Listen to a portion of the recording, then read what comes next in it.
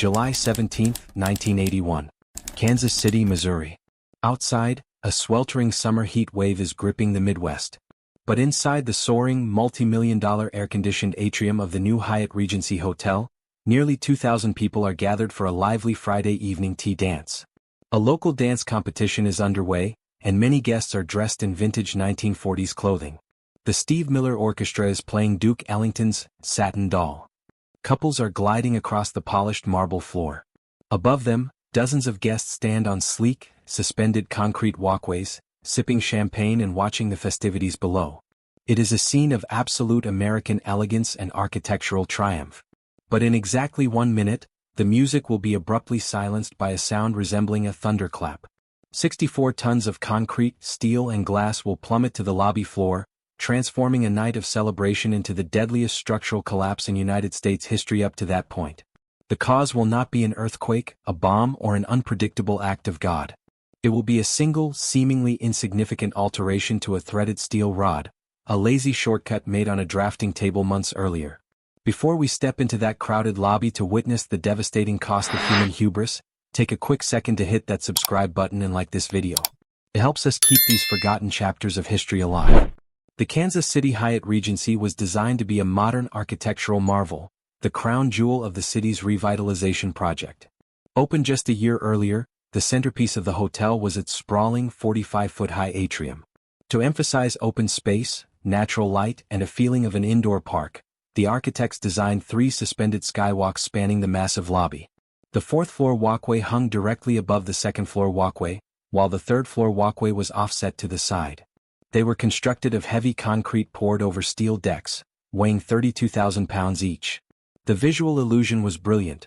The walkways appeared to be effortlessly floating in mid-air, suspended only by thin 1¼ steel hanger rods attached to the ceiling trusses overhead. On the evening of July 17, the hotel was hosting one of its popular weekly tea dances. The atmosphere was electric. The lobby was packed with locals and hotel guests, laughing and enjoying the music. To get a better view of the dance floor, approximately 40 people had gathered on the 2nd-floor skywalk, and another 60 were standing directly above them on the 4th-floor skywalk. They leaned against the glass railings, swaying to the jazz music, completely unaware that the structure beneath them was silently screaming under an impossible, fatal burden. To understand the tragedy, we must look at a fatal phone call made during the hotel's construction phase. The original engineering design called for a single, continuous steel rod to run from the ceiling, straight through the 4th-floor walkway, and down to the 2nd-floor walkway. To visualize this, imagine a man hanging from a rope attached to the ceiling. His hands hold his own weight. Now imagine a second man climbing up and holding onto the very same rope below him. Each man's hands support only his own weight. It was structurally sound. However, the steel fabrication contractor found it too difficult and expensive to thread a single steel rod that long. They proposed a shortcut. Instead of one continuous rod, they would use 2 separate rods. One rod would hang from the ceiling to the 4th floor. A completely separate, offset rod would hang from the 4th floor down to the 2nd floor. The engineering firm approved this change over a brief, undocumented phone call, without running the necessary calculations. Furthermore, the box beams supporting the walkways were not solid steel. They were made of 2 C-shaped channels welded together lengthwise. Returning to our analogy, the first man is still holding the rope attached to the ceiling, but now the second man is hanging directly onto the first man's ankles. The single nut under the 4th-floor beam was now forced to carry not only the weight of the 4th floor, but the entire suspended weight of the 2nd floor beneath it. The load on that single welded connection was instantly doubled, far exceeding the structural capacity of the steel. At exactly 7:05 p.m., the steel reached its absolute breaking point. The band was in the middle of a song. Dozens of people were dancing directly beneath the walkways. High above them, the heavy steel box beams supporting the 4th-floor skywalk began to fatally deform. The immense, double downward pull literally ripped the welded seam of the steel beam apart, allowing the support nut to slip straight through the newly formed gap. There was a sharp, cracking sound like a gunshot, followed by a deafening roar. In a fraction of a second, the 4th-floor walkway snapped completely free from its ceiling supports. It dropped with the force of a falling freight train, slamming directly onto the 2nd-floor walkway below. The immense impact instantly severed the remaining lower connections. Together, both massive concrete platforms, weighing a combined 64 tons, plummeted 45 feet onto the packed dance floor. There was no time to run. There was no time to scream. The sheer displacement of air from the falling concrete created a massive shockwave, blowing the hotel's heavy glass windows outward into the street.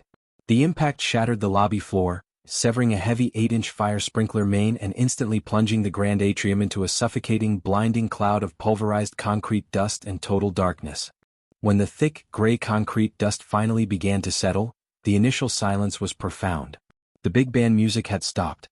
Then, the silence was broken by the agonizing sounds of the survivors. Moans, cries for help, and the frantic shouting of those trying to find their loved ones echoed through the ruined, dust-choked lobby. The scene was utterly unrecognizable. The elegant marble dance floor had been replaced by a jagged mountain of crushed concrete, twisted steel rebars, and shattered glass. Beneath the massive slabs, hundreds of people were trapped in a dark, agonizing vice. The severed sprinkler pipes began pumping hundreds of gallons of water directly into the rubble every single minute. For the people pinned beneath the debris, a new horrifying threat emerged. The very real possibility of drowning in the shallow, rapidly rising water while completely immobilized.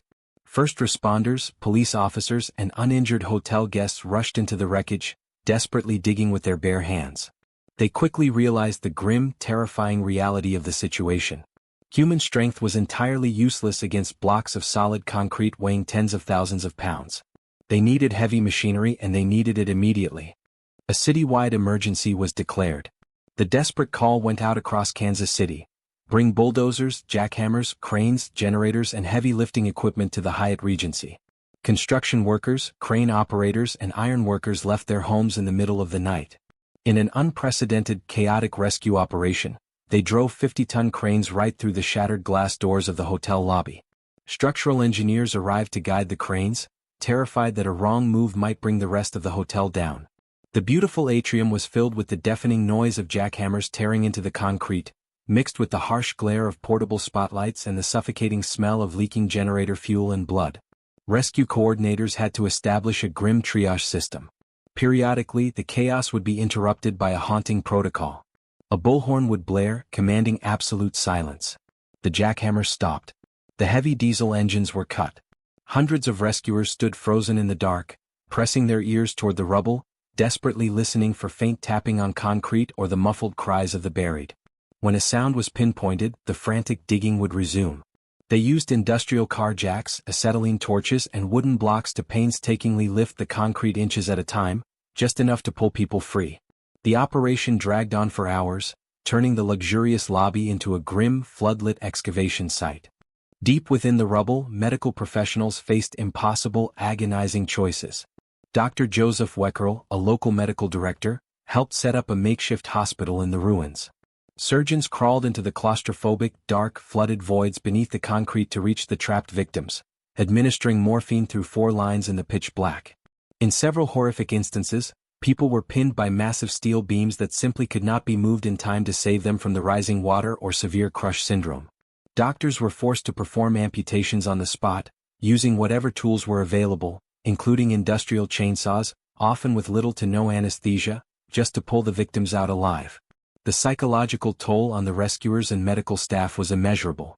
Men and women worked until they physically collapsed from exhaustion. One of the last survivors to be pulled from the wreckage was Mark Williams. He had spent more than 9 hours pinned beneath the lower skywalk, both of his legs crushed, his head barely above the rising water, listening to the fading voices of the people dying around him. When they finally lifted the slab and pulled him into the light, the sheer scale of the tragedy became painfully clear to the exhausted city. By the next morning, the true cost of the engineering failure was tallied.